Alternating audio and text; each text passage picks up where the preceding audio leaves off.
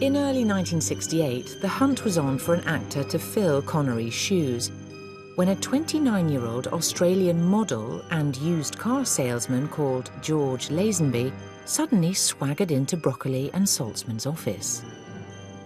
I was standing there in a Connery suit, a Connery haircut, Rolex watch, crossed arms, saying, "I heard you're looking for James Bond."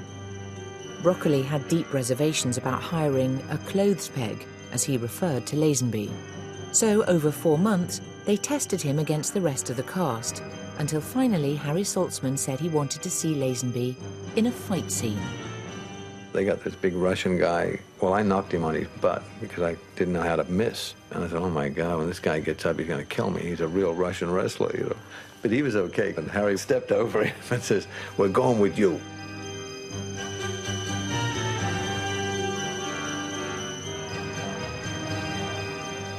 Aside from the small matter of finding a new Bond, On Her Majesty's Secret Service would see him get hitched. And in choosing an actress of Diana Rigg's caliber, the producers hoped to increase the power of the film's romantic scenes. The BBC caught up with Rigg on location in Portugal to ask her what she felt the issues were for women in Bond's world.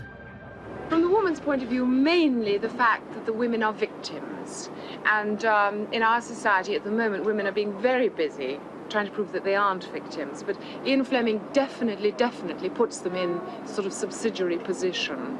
And Bond uses them. They are vessels either for his lust or to get to the big bad boss or something. You know, they're ciphers. They're not real people.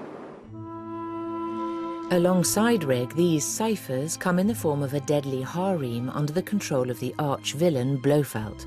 But in this story, Fleming at last allows Bond to fall in love.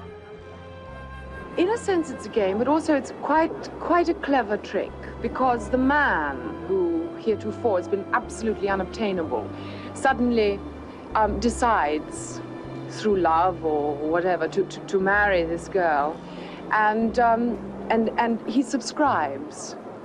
But Ian Fleming only allows him to subscribe for an hour after his wedding, and then I get a bullet through one ear and out the other.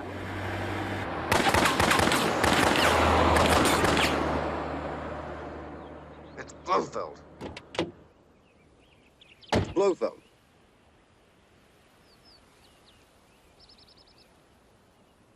You know, it's quite a good trick, because it means that he has all the right motives deep down underneath. In other words, he is prepared to get married if he loves the girl, but then by some terrible trick of fate, she's taken away from him, and he's suddenly available for all those females again, slightly embittered, you know.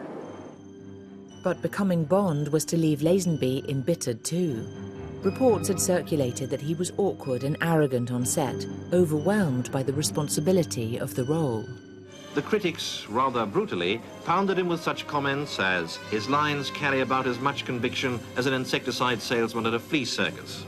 But in spite of the critics, Mr. Lazenby appears to know his own mind and has maintained a stubborn sense of individuality. He grew a beard, for instance, and refused to shave it off for the film premiere. And I said, well, anyone can understand that James Bond isn't a real person, and they're not going to mind the fact that I haven't had a shave for a month.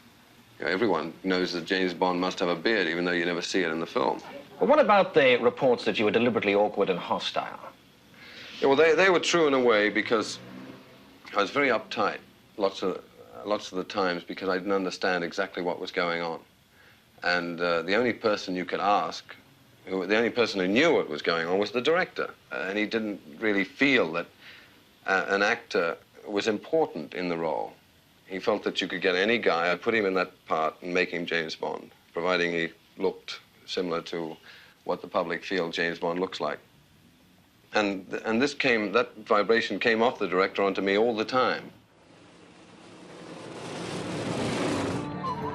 Lazenby had begun to feel that Bond wasn't quite as far out as he could be in 1969. This was now the era of peace, not war, he thought. Well, how about the director? Did he agree with your idea of Bond? Well, no, they had a set formula, which was a winner previous, and you can't blame them for not agreeing with me, because I was a learner.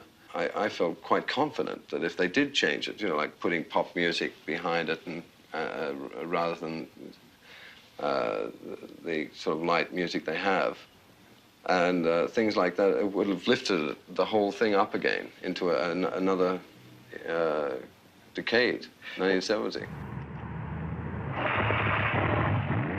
Lazenby, feeling that Bond had no place in the emerging counterculture, kept the beard and hit the road.